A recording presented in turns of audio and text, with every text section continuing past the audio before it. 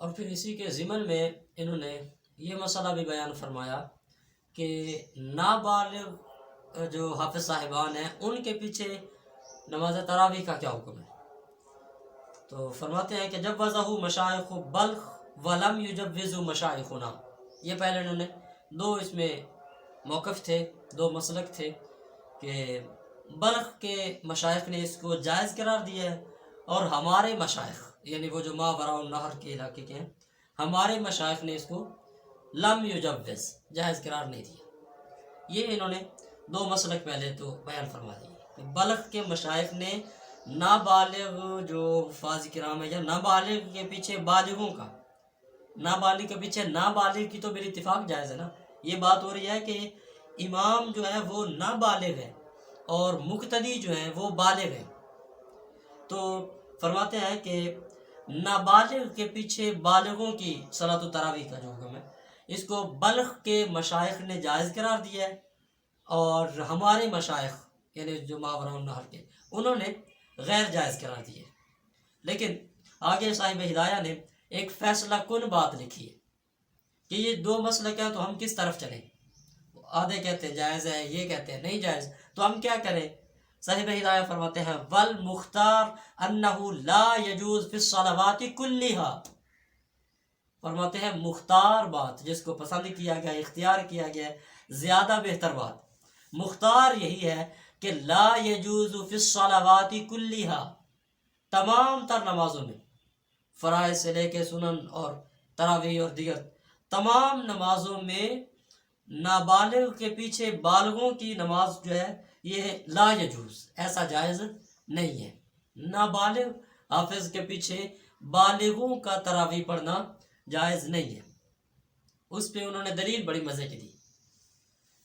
دلیل سمجھنے سے پہلے یہ سمجھیے کہ جو نابالغ ہے، نابالغ اس کی چونکہ ابھی اس پہ شریعت نے نمازیں وغیرہ فرض قرار نہیں دی ہیں تو اب وہ جو نمازیں پڑھے گا وہ نفل ہوں گی.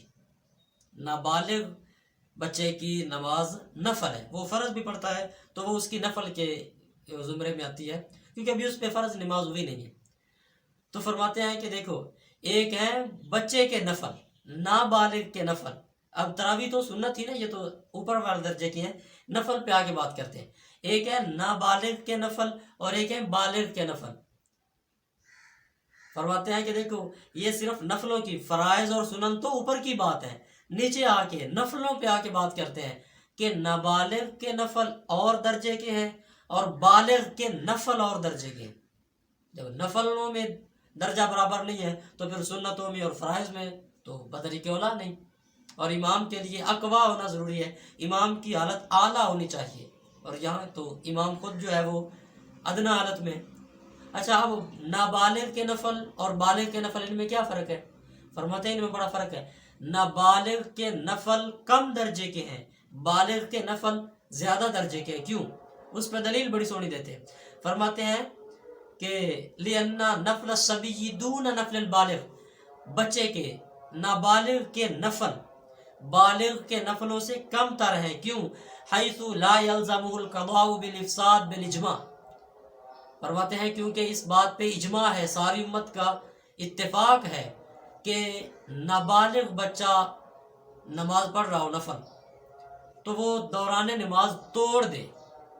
نفل شروع کیے نابالغ نے اور توڑ دیے، اب اس پہ دوبارہ سے وہ نفل پڑھنا ضروری نہیں ہے.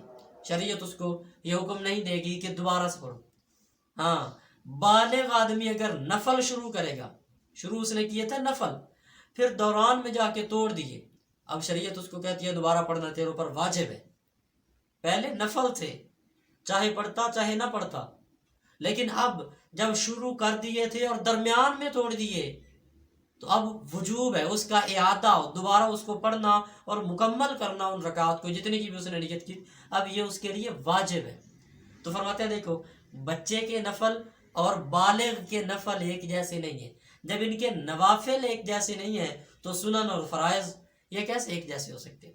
اس لیے فرماتے ہیں کہ مختار مذہب یہی ہے کہ نابالغ حافظ صاحب کے پیچھے بالغ آدمیوں کی تراویح جائز نہیں ہے. البتہ جو نابالغ حافظ صاحب ہیں وہ نابالغوں کو تراویح پڑھا سکتے ہیں، یا وہ بطور سامع پیچھے کھڑے ہو سکتے ہیں، لیکن جو مقصود تھا وہ یہی ہے کہ نابالغ حافظ صاحب کے پیچھے بالغوں کی نماز تراویح پڑھنا جائز نہیں ہے۔